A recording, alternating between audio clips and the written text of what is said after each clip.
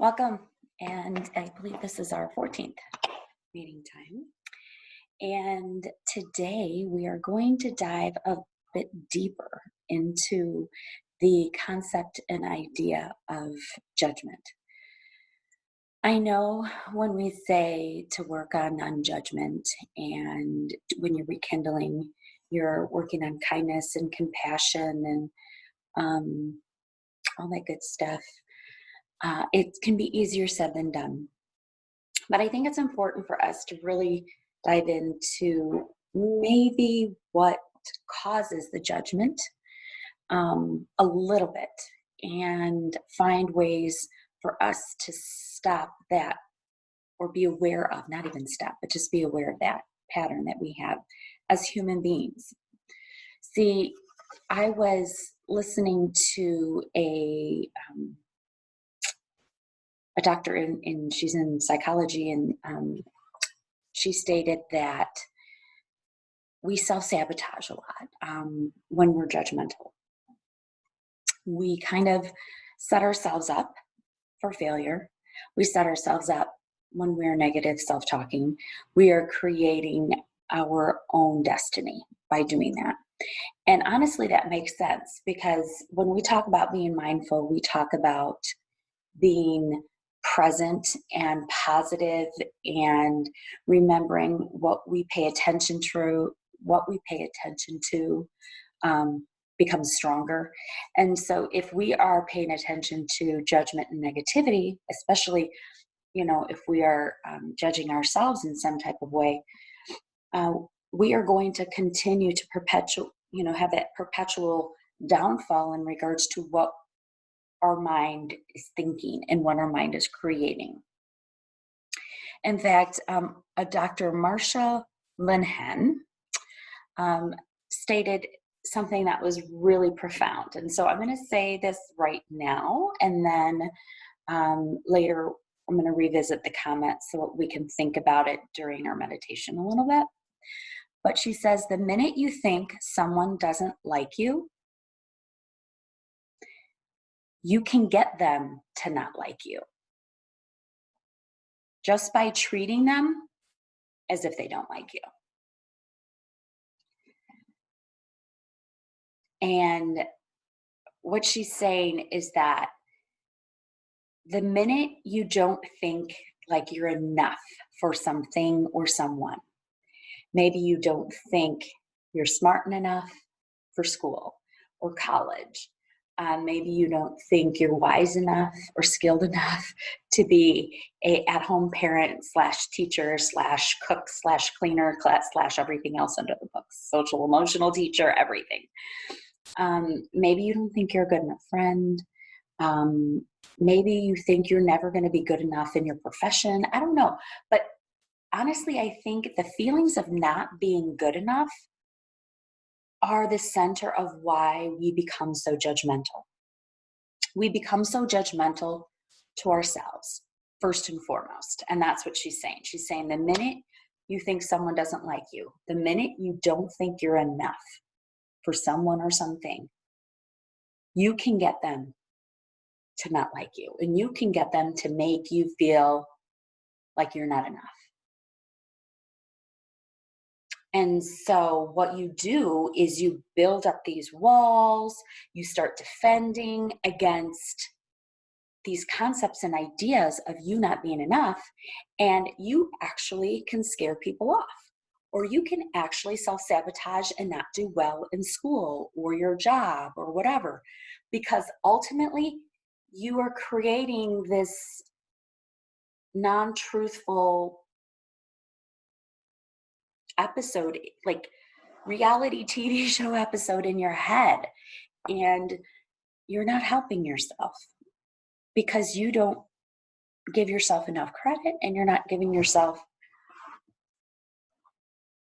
the direction in which you need in order to find that positivity in your life. So, when this Dr. Linehan said this, I just, all of a sudden, all these like bells and whistles. Like, we all self-sabotage in everything we do when we do not feel like we are enough.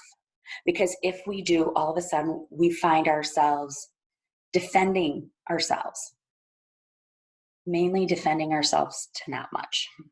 So how do we maybe break the cycle or help ourselves not be so judgmental? Well, I think that when we start seeing ourselves as judgmental towards ourselves or others, we need to do a few things. And actually, Dr. Linhen says the same thing. One of the things was that you pause, okay? And then one thing she says is you do fact checking. And I've heard this before, where you really kind of take a look and say, what is real, what isn't real? What is truth? What is false? What is an objective way of looking at it? What is not? And there may be some things such as, I am not good enough to be a gymnast right now. I was when I was younger, but I'm not anymore. Truth be had, it's true. But I can be gentle on myself then because it's true. And I just don't have the skills, the flexibility, or the young age to do it anymore. Okay. Many of the times, though, when we are being so judgmental to ourselves and to others, it's not because it's something we can't do or can't have or aren't as in a human being. So we really have to say, is this the story I'm building up in my mind, or is this really factual? Like, did you get it straight from the horse's mouth? Sometimes I do this with students because they're like, oh my God, so-and-so is so mad at me, blah, blah. And I'm like, wait, what's going on? And I'm like, what's the facts? Well, they're not talking to me anymore. And they're this and they're that. And I'm like, okay, so what's the proof? We kind of go through it. So then all of a sudden their narrative that they blew out up to here is now closer into here. And it's more manageable. And they're like, oh yeah, I did do this. Or, they are going through a rough time. They can kind of take a look at and get all the storylines that you may have created in your head. Like I've done it many of times, or I gotta remove those storylines that I created and jump in and go look for the facts. The second thing that we can do is, Dr. Linhen said it, and some other amazing psychologists have said, is that take a look at how much power you're giving your emotion. We have a tendency to give our emotions all access. And when we are feeling super sad, and I've noticed this during this time, maybe I'm feeling a little sad and I don't know why. Well, then I rack my brain to figure out, why am I sad? Wait a second. What you put attention to grows stronger. Oh my God, I'm sad. I got to figure it out. Guess what? Sometimes you don't need to figure it out. Just allow yourself to be sad. You start feeling this emotional ickiness erupting in you. Yeah, you can kind of take a look at it. But remember, if you are putting all these storylines into your emotion, you're probably going to perpetuate it to make it worse than it really is, or better than it really is. You're going to be attaching these false ideas because they're just ideas. They're just concepts. We have to kind of think about that. And in this time of our lives, we're going to have a lot of these emotions that kind of take over. And most of the time I say, just run with the emotion. If you are feeling overwhelmed, give yourself some kind compassion, forgiveness, and say, it is a really rough day and I'm just going to have one heck of a day, but I'm not going to feed into it. I'm just going to let it happen. I'm not going to fight against it because I'm just going to embrace it. Because if you notice, when we fight our emotions, when we fight against anything, we are exhausting all these things in our body, all this energy. For what? If you want to be sad, and then be mindful and be aware and move on to the best of your ability. And then the third thing that you can do is kind of what I've been doing all along on these videos, which is self-talk. Sometimes what works in order to kind of reality check and say, am I giving too much attention, is to actually self-talk. Walk through it. Evaluate it as clear as possible. Actually, studies have shown if you do it in a second person, it's even better because of this social concept. If you're like, you should do this, you should do that. You can do this. You are an amazing human being. If you do things that way, studies have shown better results. But when we self-talk, you're not crazy. But remember, athletes are known to do this all the time. And they're kind of hyping themselves up, motivating themselves up, talking through plays, talking through what they need to do. They are really exercising their mind and giving their mind a workout with what they're going to do. And so that positive self-talk is a great training method, but it's also a great kind of like self-cheerleader, so that when you feel judgmental, not good enough, maybe. I mean, I'm not saying it's happening, but I think it's a huge universal issue we have all had at some point in our life and will continue. That's my own judgment. But what we can do is practice being mindful in those moments. Practice the strategies to identify, am I self-sabotaging myself? And if I am, no wonder why I can't seem to get out of this judgment, I'm judging myself, I'm judging others circle, because you're not being able to slow the brain down enough or to pull out all those crazy thoughts that you're probably having 24/7, like we all do, and really get down to the bare bones of it to say, if this is an issue I'm having, would this cause me to be defensive? Would this cause me to be critical of myself and not think I'm good enough? And could that be the reason why I'm thinking these things? And when I'm thinking them, are they true? Are they facts? Or are they my opinion? Or are they my reality TV series I'm creating in my head? It could be a lot of things. So today it's been pretty deep.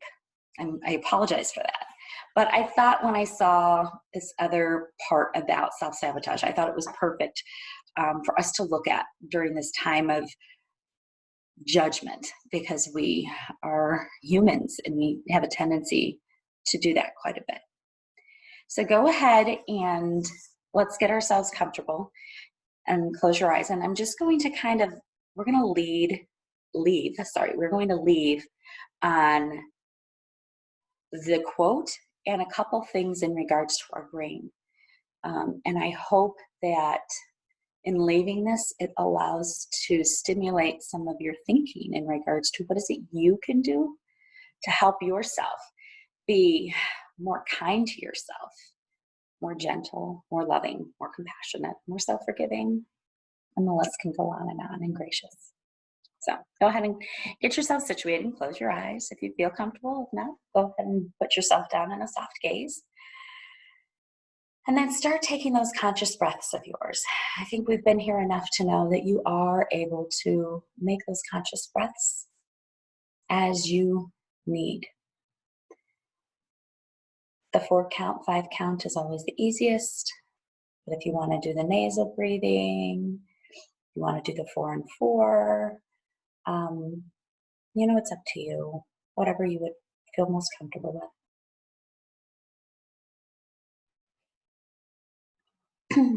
While you are taking your conscious breaths, remember to relax your shoulders and hands and arms in front of your lap.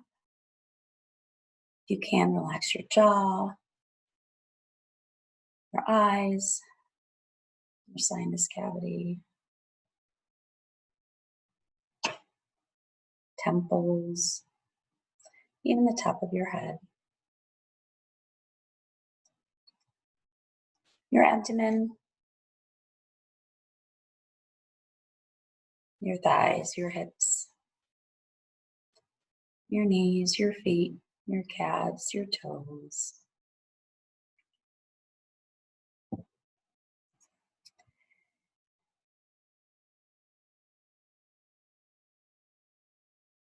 Remembering what we practice grows stronger.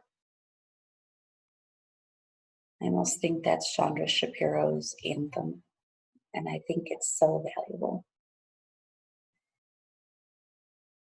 What we have to remember is being mindful means also being kind and curious to everything around you. Having that kind and curious attitude to what experiences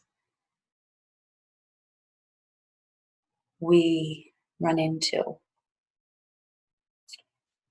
are directly linked to performance and well-being. It's been proven that when we are kind and curious and we enter anything with a kind and curious mindset,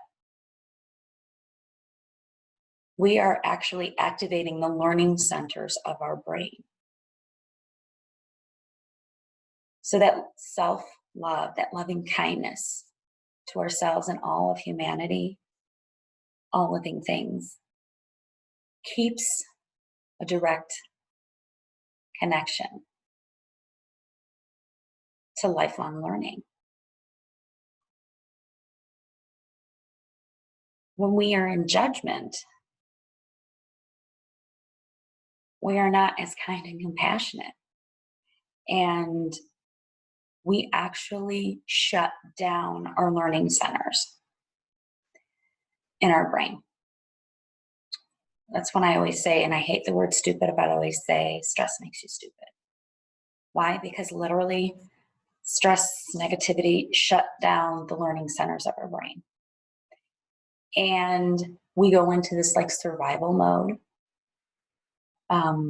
And so if our body is going into this survival mode, it's not allowing us to use all these other amazing skills and resources that we have in our body to learn and to respond to things more appropriately, more effectively, more efficiently.